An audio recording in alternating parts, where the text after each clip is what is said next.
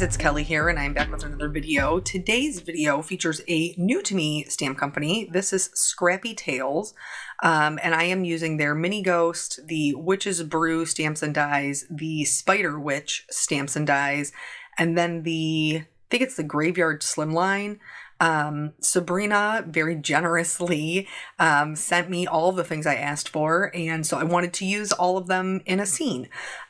We are going to concentrate mostly on the coloring of the larger image, and I'll explain why that is in a minute.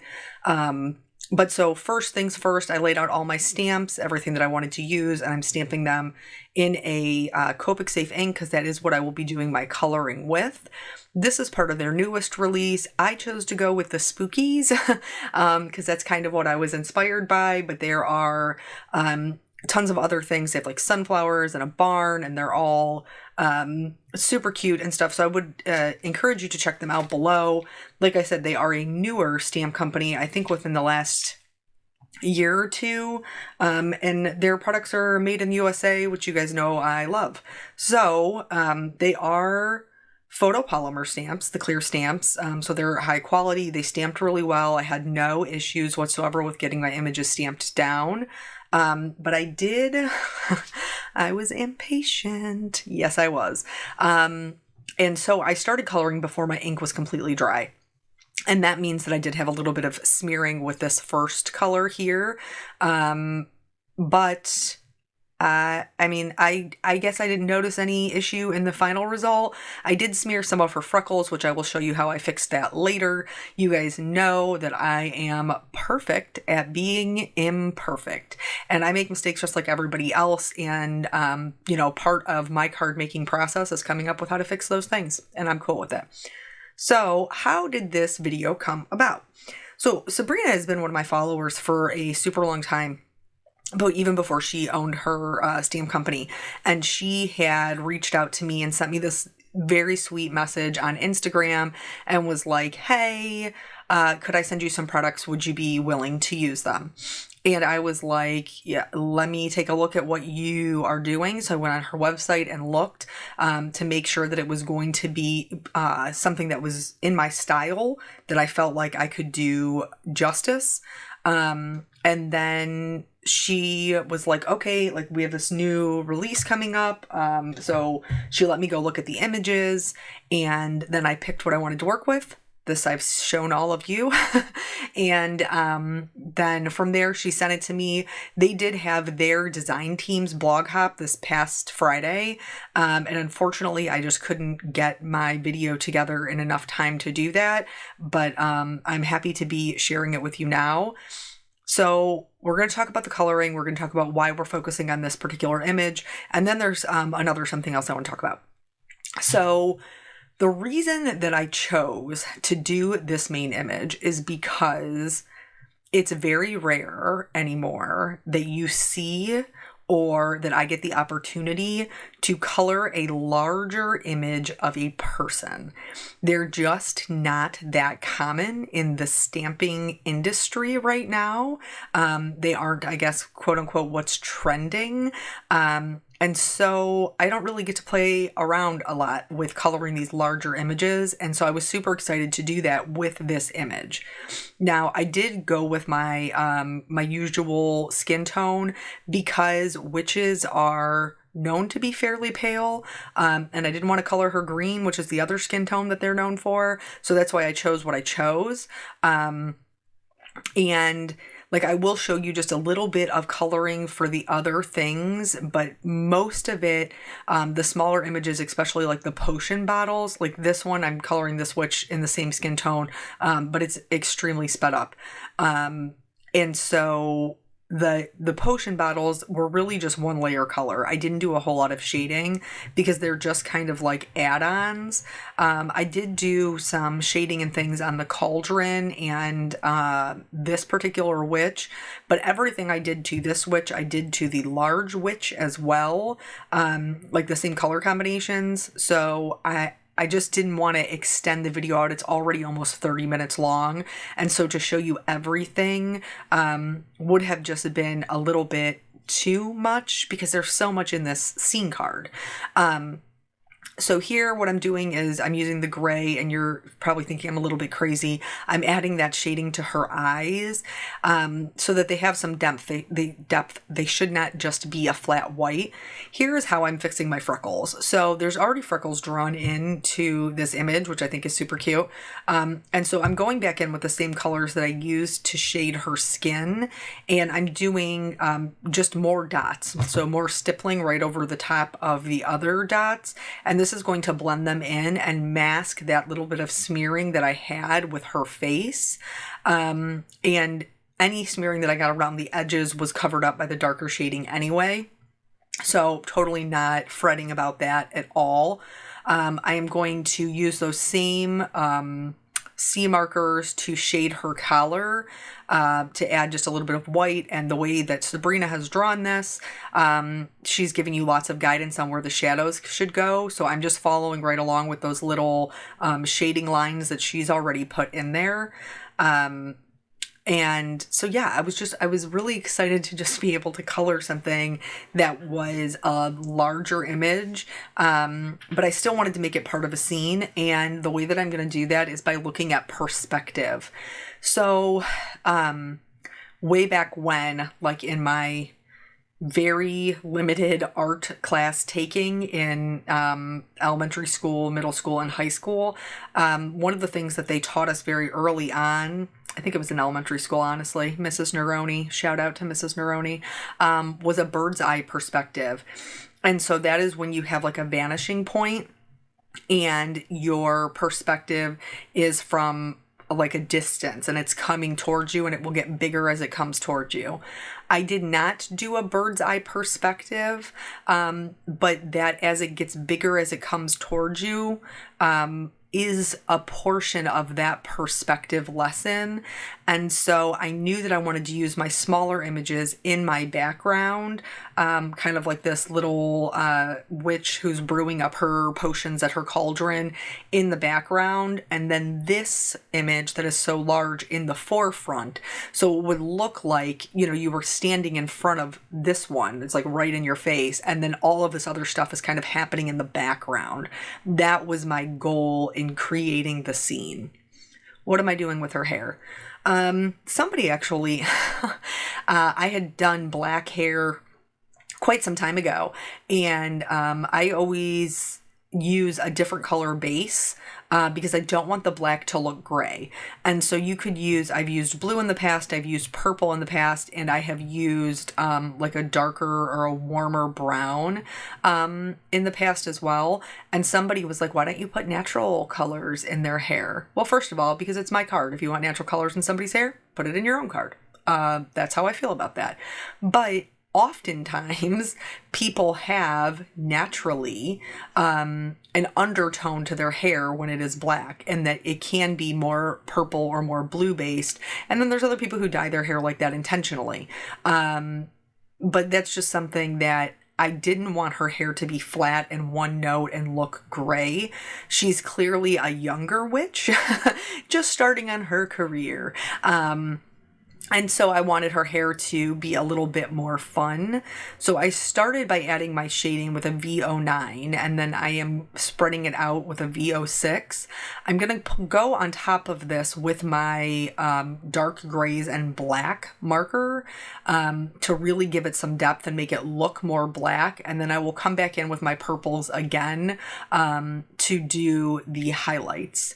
We've talked about the shading before. Any point where two things meet or where one lays on top of the other, that's where your shading is going to be. So the part that is around her face, like how her bangs are kind of like looped and tucked behind her ear, you're going to have a highlight on that loop.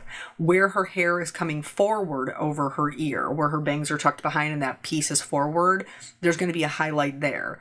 Shadows. There's definitely going to be shadows underneath of her neck, behind her shoulders. The portions that are coming up front over her shoulders will also have a highlight portion because that's the way that the light would hit them. Those things will look more round. And so I'm just using a light hand and a flicking motion.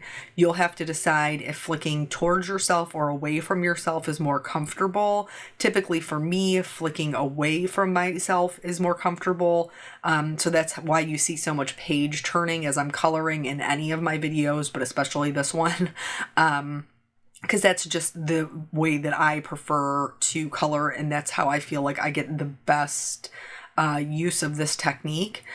Because I want her hair to appear black, I do need to put some black in it. Just like if you're coloring something white, you want to leave white in it.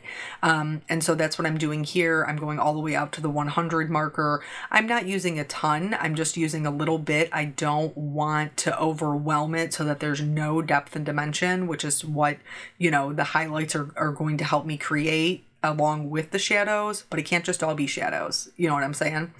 But yeah, it's just been so long since I've been able to. I used to work for 1,000,000 years ago, back when I was a dinosaur. I worked for a company called Make It Crafty, and if you went down into the depths of my YouTube, I bet you could still find them. But she drew like the most beautiful images to color hair. Like they were so pretty, and she doesn't do it anymore. She actually does photography now. So that business is shut down. But I loved her images to just be able to color the people. And I know that there's companies out there that do have people, but they just aren't like the large images where you can just concentrate on these specific features. So for her hat, I am doing the same combination of grays that I used for her hair. I'm just leaving out the purple. And then I'm doing it as if there was a center highlight. So I'm adding shading from the left and the right hand sides. I'm also going to leave across the brim of her hat, like the very top of it, I'm going to leave an area for a highlight to give me some separation between that and the underneath of her hat. I started to color it all black, and that's why you see me adding the shading here. And then after I put down the C7, I was like, but wait, I could make this a different color. And so I changed my mind because, like I said earlier, it's my card and I do what I want. So I am going to leave the top of it black, but I'm going to do the underneath, like the inside of the hat, green. And I just really thought that that was super cool, the way it kind of like popped off from her purple hair. If you are upset about missing out on the rest of the scene card, I am going to show you how I do the ink blending and the building of the card, just not the coloring of the smaller images. Because like I said, most of them were pretty flat. But there'll be more spookies coming up, because it's only August 30th and we're already coloring Halloween things. So there'll be more spookies coming up on my channel if that's what you're into. Have no fear, there'll be more of that. So yeah, the other thing that I wanted to talk about, which I think is, I don't know how it's perceived. I'm going to be honest. I think that sometimes when people see it, they think your opinion's being bought. And that's not true. My opinion's not for sale, ever. So you may have seen in a couple of videos now, especially of mine, where it says paid promotion. And that's something that YouTube requires that you do, that if you are being compensated in any way, that you acknowledge that by clicking the paid promotion button. And I think that's because a lot of people were being dishonest about it. But it does not mean that your opinion is being purchased. And I just want to be clear on that. And I thought with a video with me using a new company would be a good time to address it. Here, wait, we gotta go back to the card. So here's where I decided I was going to do it green, and I went in with the lightest color and just filled in the whole area. And then I am going to go back in with some darker greens and go over the shading that I already have there. But I just needed to work in with what I had since I had the grays. And I really was happy with the way that it came out. I thought the green, like I said, just kind of like popped off from the purple. I am going to color her eyes green, and then the rest of her outfit green as well. When I do the rest of her outfit, you're going to see that I do the greens the same way with the gray shading. That's not normally how I would have done it, but because that's how I did the hat, I wanted them to match. You guys know I like to be matchy-matchy. And so that's why I chose to color them this exact same way. So back to this paid promotion thing. First things first, my opinion is never for sale, ever. That's not a thing in my life. So if I don't like something, I just don't use it. And, you know, you don't have to be out here like bad mouthing things. You can just be like, you know what, this isn't for me and I'm not going to use it, because maybe somebody else uses it and they really like it. My friend, who is it, Lisa, she says, like, she's not out here trying to yuck people's yum, which I had never heard before. And I think that that is a brilliant phrase. Like, you might like something that I don't like. And so if you're out here eating, you know, whatever, tomatoes, I don't like them. I like all tomato byproducts, but I don't like raw tomatoes. Maybe you love them. Maybe you have a diet that is solely cherry and beefsteak tomatoes. I would never eat that. But it's not my job to tell you that it's gross, because to you it's delicious. To me, it is not. We're different. Different. Now remember what we teach our children or what we do in this house. Different doesn't mean bad. Different just means different. And so if I don't like a product, I don't use it. And when my videos say paid promotion, or anybody's for that matter, it doesn't mean that their opinion is being purchased. It means that they have been compensated in some way. And the ways in which you can be compensated include product. And that is by far and away the majority of what mine is. So in this case, Sabrina reached out to me. Would you be interested in using my product?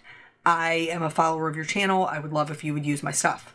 And I looked at it. I said, yes, this is something I will use. Please feel free to send me this. So she did. And that's it. That's the only way I am being compensated. I also have affiliate links.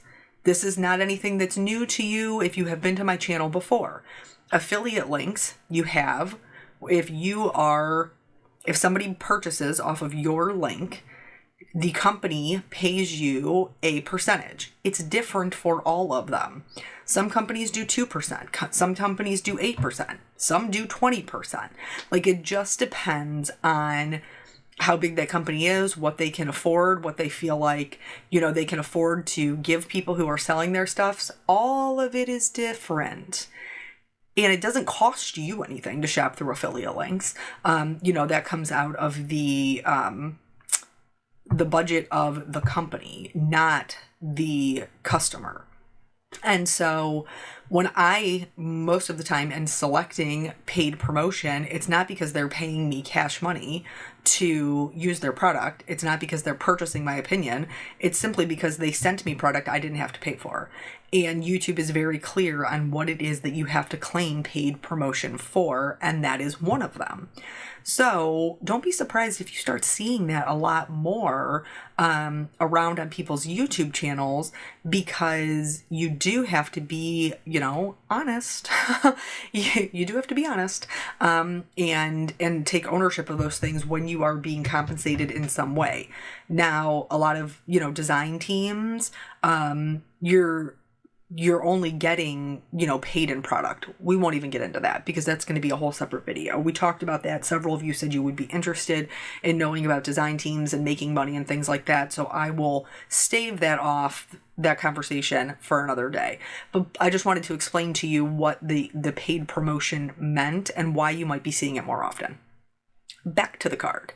So here, this is my usual like golden yellow go-to, and I chose to do it because of the contrast that it would create with the other colors.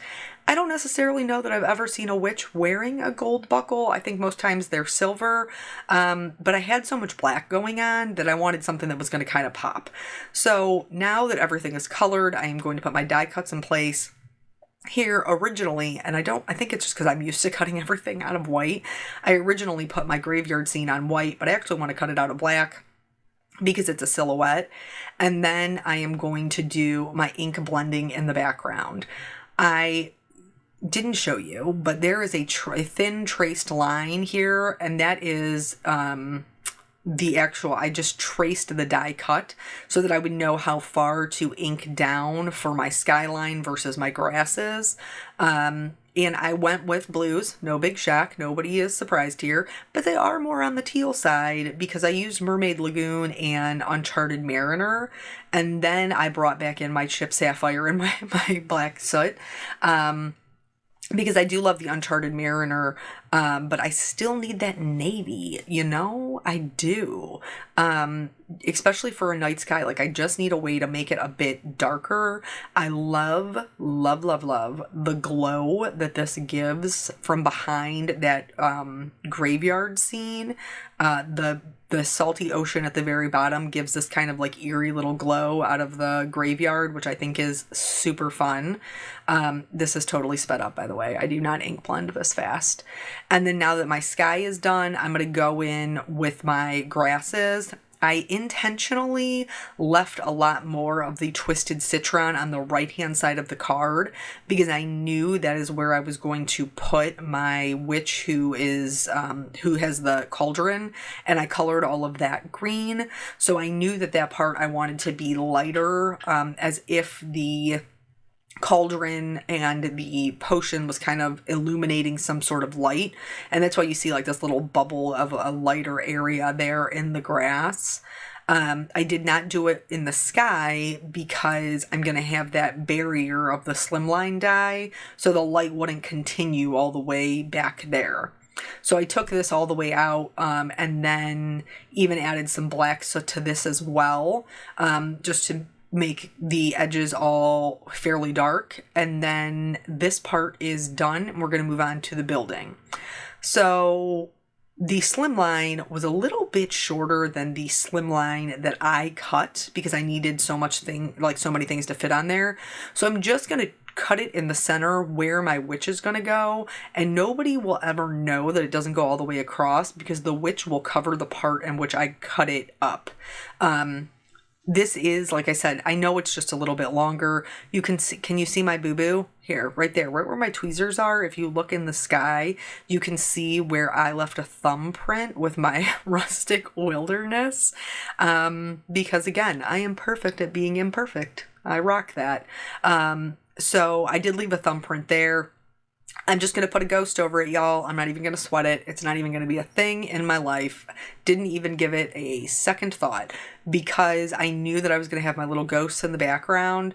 And I was like, yep, it's cool. Put a die cut over it. And that's what I recommend you do. A die cut, an embellishment. If you got a boo-boo, cover it up. If you can't remove it, just cover it up. It'll all be fine. So here I'm getting the glue on that. And then, like I said, continuing this. And it was only just maybe like a quarter of an inch too long. But I had so much going on I wanted to fit on here. I wasn't really willing to let go of any of the other elements that I wanted to put on my card. My large spider witch here, isn't she pretty? I just laid her there while I adhere the other witch, the dreaded white outline. Boo, white outline. I'm going to get rid of it. Yep, because that's what I do. I don't like it. I don't like it in my scenes. And, it's just kind of one of those things that's like part of card making. I did add a little bit of the green glow to like her kneecaps.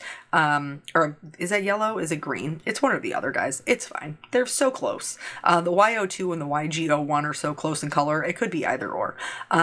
But yeah, I'm just going to go in and I'm going to do this for every die cut on this card. I'm going to fill it in so it matches whatever is in the background behind it. Just because I don't like the way they look. I just don't. And I know that some people it doesn't bother them. That's totally okay. If it bothers you, here's a way that you can get rid of it. Or you can old school it and fussy cut. I did that for a long time. A long, long time. I fussy cut out my images. I didn't even buy the dies. But this is much easier. I'm gonna be honest, because like I can't imagine having to try to cut out like her little teeny tiny hand or the cat's tail. That would be nightmarish. So I'm happy with my little trick of just coloring it in so it matches. And in real life, it doesn't look terrible. I mean, it's obvious that like, you know, that piece is separate, but it's because it has different dimension and different layers, and there's nothing I can do about that. But it blends in much better with the background with them colored in. So yeah, once that's done, I'm just showing you just a little bit here about how, like, my idea for putting the things together. But I'm not going to show you how I put all of those or did all of that Copa coloring of the white outlines, because I feel like, again, we've just seen it a couple of different ways. You're going to get the idea. So I'm figuring that out, all of my little things. This was so funny. Before I started doing this, I had all of my things kind of stacked up and laying on top of my card. And while I was doing, so was I reaching for, I think, my paper trimmer, I bumped it with my elbow, and then I spilled all of these little parts all over my floor. I was like, you've got to be kidding me. You have got to be kidding me, because you know my floor's not clean. You know I got little bits and bobs and all kinds of stuff that's fallen off my desk that's on the floor, and I was like, great, now I got to find these little die cuts amongst all this other stuff. Great, this will be good. So some of them I found, and some of them I didn't, and that will be there the next time it gets swept up. So now I did pop up this one on foam, so that she would have some dimension and be even more, like, you know, kind of in your face. We were talking about that perspective there. And I love the way that this came out. I think it's so fun. I was a little sad to cut off the top of her hat. I'm not going to pretend like I wasn't. I was sad about it. And then after looking at it, I decided that the spider didn't make any sense without the top of her hat. So I just popped that part off. And then again, just like I've done with all the other white outlines, I'm just going to go in and color those in so that you won't be able to see it. I did end up coloring in the background behind the spider web that's hanging off of her hat, which really kind of just blended it into the sky, to be quite honest. But I don't think it looked bad, so I'm okay with it. I thought about doing a sentiment, but honestly, there was so much going on, I didn't think I needed it. I figured I would just put it on the inside if I were to send this card, added a couple of, little glitters with my pen, and then called it a day. So that's it. That's the whole card. I really appreciate you guys stopping by. I hope that you will head over and check out Scrappy Tails. Sabrina, thank you so much for inviting me along on this release. I really appreciate it, and I will catch you guys on the next video. Bye.